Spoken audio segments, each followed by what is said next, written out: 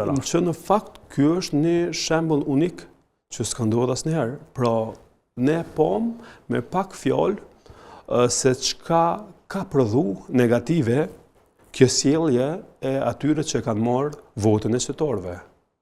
Tash, sigurisht është nonsens të shohësh që një vjet artikulojnë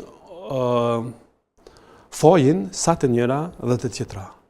Funditës, ajo që ka prodhu sot, ke kulmi i një mungese të vedijes përfaqësuese. Pra, ata marrin vota atë sa marrin dhe nuk dim peshën e përgjegjësisë karshi atij obligimi që marrin. Fundja ata janë për të prodhuar zgjedhje dhe alternative, jo të hedhin fajin sa të njëra dhe pola tjetër. Ajo që e psojnë, e që janë njësit varëse të kuvendit, rrjedhimisht fund ditës është qytetari i Kosovës.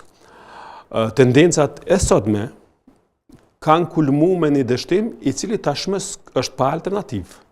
Presidentja në 2-3 ditët në vazhdim, bazu në kushtetut dhe dispozitat ligjore në fuqi, është detyruar ta shpërbëj këtë parlament që urojmë mos kthehet kurrë, i tillë çfarë ishte, dhe të përcaktoj datën e zgjedhjeve në funksion të një zgjedhje më të mirë që du me besu që ka me ardhur një parlament i cili